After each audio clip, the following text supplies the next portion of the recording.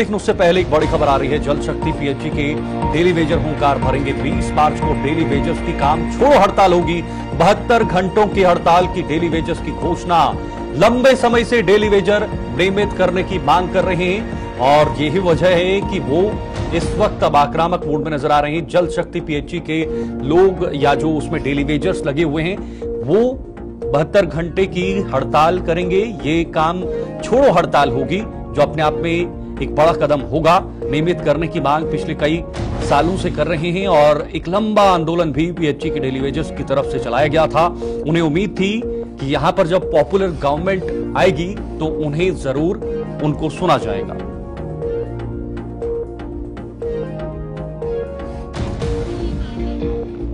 तो आपको बता दें ये एक बड़ी जानकारी है। जम्मू में ये बड़ा कदम उठाया गया है डेली वेजर्स की तरफ से। उन्होंने कहा है कि 20 मार्च को एक लंबी हड़ताल करेंगे। 72 घंटों की ये हड़ताल डेली वेजर्स की चलेगी जिसमें काम छोड़ो हड़ताल रहेगी। यानी वो पूरी तरीके से इन 72 घंटों के लिए काम छोड़ देंगे और इसका असर कामकाज या फिर उनका जो डेली रूटीन में काम होते हैं उस पर पड़ेगा। सीधा असर लोगों पर पड़ेगा। तो वहां से सरकार को जगाने का एक महत्वपूर्ण प्रयास डेली वेजर्स की तरफ से किया जा रहा है। तो आपको बताना चाहेंगे जल शक्ति पीएचई के डेली वेजर हुंकार भरेंगे। 20 मार्च को डेली वेजर्स की काम छोड़ो हड़ताल होनी है और 72 घंटों की यह हड़ताल डेली वेजर्स ने इसकी घोषणा भी कर दी है। लंबे समय से डेली वेजर अपनी मांग करते आ रहे हैं। राजेंद्र सिंह ताज यूनियन नेता इस वक्त हमारे साथ जुड़ चुके हैं। राजेंद्र, जरा जानकारी दीजिएगा पहले राजेंद्र जी कि आखिर क्या आप करेंगे और क्या आपका पूरा जो कार्यक्रम है वो रहने वाला है, क्योंकि ये आज की बात नहीं, लंबे समय से आप अपनी मांगे उठा रहे हैं। देखिए, हम 22 जून 2022 से लगातार कंटिन्यू प्रोटेस्ट में हैं और सरकार हो या यूटी एडमिनिस्ट्रेशन हो, एलजी प्रशासन हो, हम अपनी मांगे उनके समक्ष रख रहे हैं और पिछले 30 साल का जो शोषण है उसको खत्म करने की गुहार लगा रहे हैं।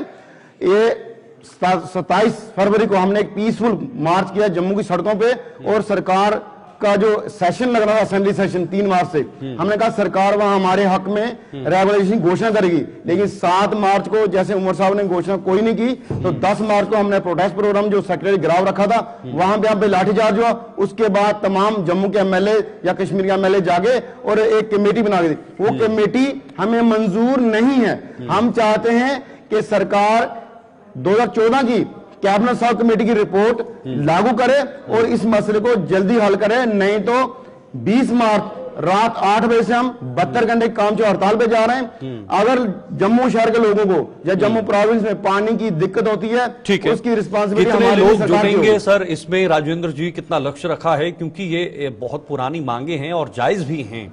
क्या आपको उम्मीदें थी इस नई सरकार से, जो नई सरकार अभी अभी बनी है जब कश्मीर के अंदर?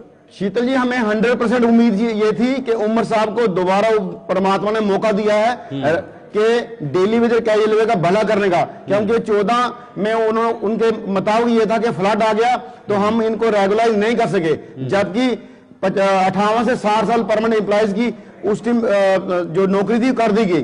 2 साल उनकी नौकरी बढ़ाई गई, लेकिन हमें कुछ नहीं 2014 मिला। तो हमें ये उम्मीद थी कि पहले बजट में वो हमारे लिए कोई तोहफा देंगे। रमजान का पवित्र महीना, लेकिन हमारे लिए कुछ भी नहीं। इवन तक जो हमारा 72 या 75 महीने का पेंडिंग है वो भी नहीं। हमने ये भी कहा कि आप लेह लद्दाख पैटर्न पे जो 45,000 वेजेस मिल गया, अगर आप ये कह रहे हो कि हम कमेटी की फाइंडिंग जब तक वेट करें तो तब तक हमारे लिए 72 महीने का पेंडिंग दे दो और उसके साथ साथ 45,000 जो लेकर दे रहे हो उसी वजह से वेजेस दे दो। हम कुछ ना कुछ आपकी बात मानने को तैयार, लेकिन 6 महीने की कमेटी की रिपोर्ट हमें मंजूर नहीं है। बिल्कुल राजेंद्र जी, कई ऐसे लोग हैं जो आपके इस डिपार्टमेंट से रिटायर्ड भी हो चुके हैं और वो सिर्फ डेली वेजेस के बेसिस पर ही रिटायर हो चुके हैं। यानी उनकी उम्र खत्म हो चुकी है और रिटायर्ड हो चुके हैं अपने अपने डिपार्टमेंट से।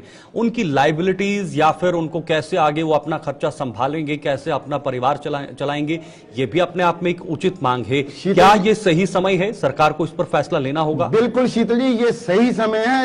इलेक्टेड गवर्नमेंट, हम यूटी प्रशासन में, एलजी प्रशासन में जब प्रोटेस्ट करते थे तमाम ऑफिसरों को ऑफ द कैमरा ये कहा जाता कि इलेक्टेड गवर्नमेंट आपका भला करेगी। तो हमें ये उम्मीद थी कि उमर साहब आए हैं। उसके साथ जो रिटायर वाला सवाल है उन्होंने पूछा कि 60 साल का आधार कार्ड देके घर भेज दिया जाता है, लेकिन उसका जो पेंडिंग है, जो बकाया वेतन है, चाहे वो 4 लाख है 5 लाख, वो नहीं दिया जाता। उसके अलावा उसको कोई पेंशनरी बेनिफिट नहीं दिए जाते। वो अपने बच्चों पे भी लायबिलिटी बनता है। बच्चे कहते हैं आपने पूरी जिंदगी हमारे लिए कुछ किया नहीं, अब आप बुढ़ापे में हमारा बोझ बन गए हो।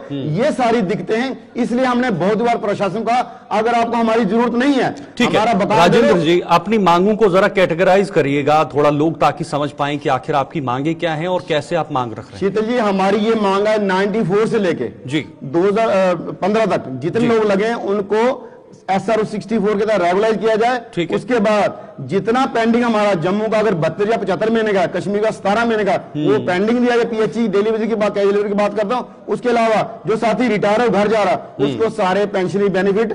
चौथी डिमांड ये थी कि जो साथी ड्यूटी के दौरान जो डेथ, उसको हम शहीद कहते हैं, उसके परिवार के सदस्यों को SR 43 का एक परमानेंट जॉब दी जाए और उसकी बेवा को पेंशन दिया जाए। ये हमारी 4-5 डिमांड, को बड़ी डिमांड नहीं। सरकार चाहे तो ये जल्दी से जल्दी पूरा कर सकती है।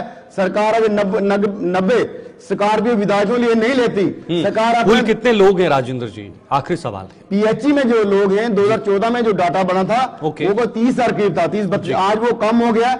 और टोटल जो कैबिनेट सब कमेटी ने 2014 में जो लोगों की रिपोर्ट में आए थे 61,011 लोग थे, आज वो कम हो गए।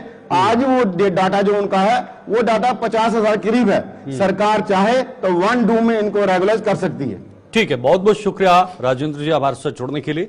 यूनियन नेता इस वक्त हमारे साथ बने हुए थे, हालांकि हड़ताल का फैसला लिया गया है, लेकिन बड़ी बात यह है कि इनको कब राहत मिलेगी, सरकार की तरफ से क्या कदम उठाए जाएंगे, ये आज की नहीं बहुत सालों से ये पेंडिंग मांगे हैं जिस पर विचार विमर्श किया जाना है।